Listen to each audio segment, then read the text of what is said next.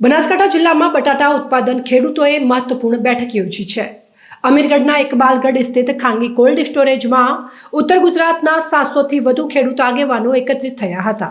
બનાસકાંઠામાં બટાટા ઉત્પાદનમાં ડીસા પંથક મોખરે છે। વડગામ, અમીરગઢ અને પાલનપુર વિસ્તારના ખેડૂતો 150થી વધુ જાતના બટાટાનું વાવેતર કરે છે, જેમાં પોખરાજ, કુકરી, બાદશાહ અને મનાલી જેવી જાતો મુખ્ય છે। બટાટામાં સતત આવતી મંદીને કારણે ખેડૂતો કોન્ટ્રાક્ટ ફાર્મિંગ તરફ વળ્યા છે। કંપનીઓ પ્રતિમણ 270થી 281 રૂપિયાનો ભાવ આપે છે। ખેડૂતોના હિતોની રક્ષા માટે છેલ્લા 4 વર્ષથી પોટેટો ફાર્મર એસોસિએશનની કોર કમિટી કાર્યરત છે।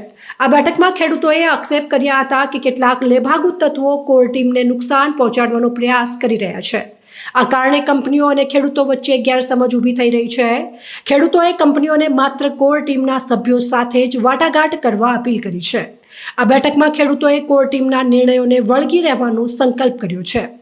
લેભાગુ તત્વો સામે કાર્યવાહી કરવા અને ખેડૂતોના હિતોની રક્ષા માટે રણનીતિ ઘડવામાં આવી છે। આજે ઉત્તર ગુજરાતના તમામ ખેડૂતો અહીંયા આવેલા છે, સાથે સાથે બનાસકાંઠાની મોટી સંખ્યાની અંદર ખેડૂતો આવેલા છે। અમારે કોન્ટ્રાક્ટ ફાર્મિંગથી વર્ષોથી પ્રોગ્રામ કરી રહ્યા છે, પણ અમે એક સંગઠન તૈયાર કર્યું, એની અંદર અમે કોર ટીમની રચના કરી। એના અનુસંધાને અમને ખેડૂતોને પૂરતા ભાવ મળતા હતા, પણ ગુજરાતની અંદર અમુક લેભાગુ તત્વો દ્વારા નવું સંગઠન બનાવી અને અમારું સંગઠન તોડવાનું ષડયંત્ર રચ્યું હતું। એના અનુસંધાને અત્યારે ફક્ત ને ફક્ત અમે ખેડૂતો મળેલા હતા અને ખેડૂતોએ જે જૂની કોર ટીમ હતી, અમારી જે 3 વર્ષથી કે 4 વર્ષથી જે કાર્યરત હતી, એને તમામ જવાબદારી આપેલી છે। જે કોર ટીમ જે ભાવ નક્કી કરશે કંપનીઓ સાથે, બટાકાની કંપનીઓ સાથે, એ ભાવ પ્રમાણે અમે પ્રોગ્રામ કરવા માટે ખેડૂતોએ બાંયધરી આપેલી છે। એટલે અમે તમામ ગુજરાતના ખેડૂતોને પણ આહવાન કરીએ છીએ કે જે અમારી કોર ટીમ છે, જે વર્ષોથી કાર્યરત છે, એના અનુસંધાને જે નિર્ણય લે છે અમે માન્ય રાખીશું। જય જવાન, જય કિસાન। હવે મુશ્કેલી એટલે એક લેભાગુ તત્વો દ્વારા આ ષડયંત્ર રચ્યું હતું અમારું આ સંગઠન તોડવા માટેનું। 1 મહિનાથી કંપનીઓ કોઈ કરાર કરવા માટે સંમત થતી નથી। જ્યારે અમને માહિતી મળી, અમારી કોર ટીમે અમને જવાબ આપ્યો કે અમને આ લોકો અમને કામ કરવા દેતા નથી। એના અનુસંધાને અમે તમામ ખેડૂતો એકઠા થયા છે અને જેવી રીતે કાર્યરત હતી એવી રીતે કાર્યરત જે અમારી કોર ટીમ છે એ કામ કરવા માટે સંમતિ આપી છે। એટલે આવતા સમયની અંદર અમારી કોર ટીમ જેવી રીતે અમને ભાવ નક્કી કરશે એવી રીતે અમે તમામ ખેડૂતો સાથે મળી અને બટાકાનો પ્રોગ્રામ કરવા માટે સંમતિ થઈશું। હવે કોર ટીમ અમારી સાથે છે, અમને પૂરો વિશ્વાસ છે કે કોર ટીમ જે ભાવ નક્કી કરશે એ પ્રમાણે અમે સંમત થઈશું।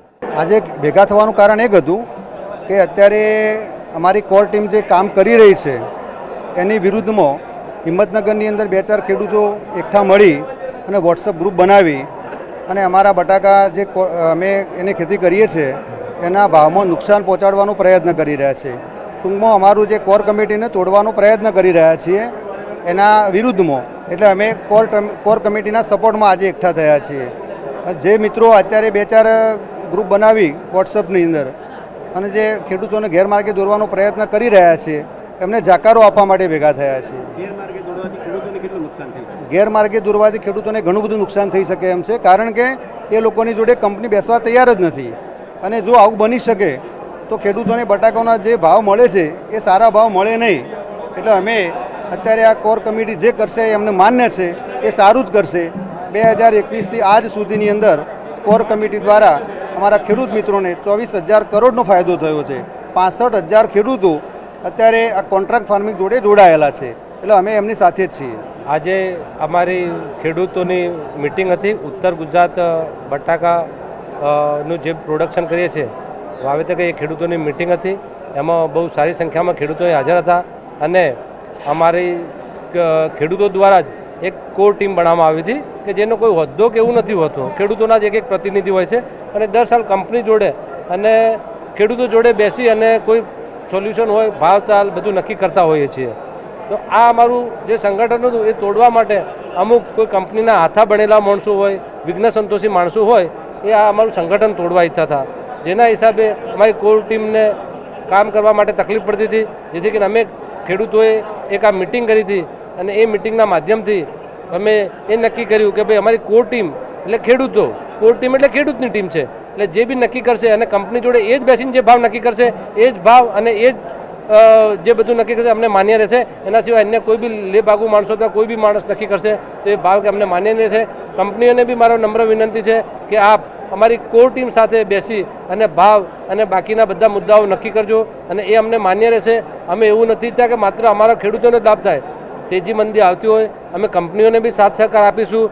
અમે અહીંના ખેડૂતો આજ દિન સુધી કંપનીઓને આપે છે અને કંપની અમને સાથ સહકાર આપે છે. અમે સાથ સહકાર આપીને દરેક ખેડૂતનું અને કંપનીનું બંનેને લાભ થાય એ રીતનો નિર્ણય લીધો છે. ના, કંપની અત્યારે સહકાર આપી રહી છે અને આગળ નહીં આપે તો પછી અમે બધા ખેડૂતો બેસી વિચારીને પછી આગળ કરીશું. અત્યારે કંપની અમને સાથ સહકાર આપી રહી છે. અમારી કંપની એ જ વિનંતી છે કે તમે અમારા જે નિમણૂક કરેલા માણસો એમની જોડે મિટિંગ કરો. તમે બાકીના માણસો જોડે મિટિંગ કરી અને કરશો તો એ કોઈ અર્થ વગરની મિટિંગ થતી. હા, આપ જાણો છો કે સંગઠન એ દરેક કોઈ બી સંગઠન હોય એને તોડવાથી દરેક ખેડૂતને નુકસાન થતું હોય. અગાઉ બી માને કે આપણે જ્યારે ગુલામ કેમ બને, આપણું સંગઠન તોડ્યું ત્યારે જ અંગ્રેજો અંદર ઘૂસી શકાય. તો એ રીતે આ છે કે આપણું સંગઠન તૂટશે તો ખેડૂતને 100% નુકસાન થશે અને થવાનું છે. અને એના માટે ખેડૂત પ્રતિબંધ છે કે સંગઠન નહીં તૂટવા દઈએ.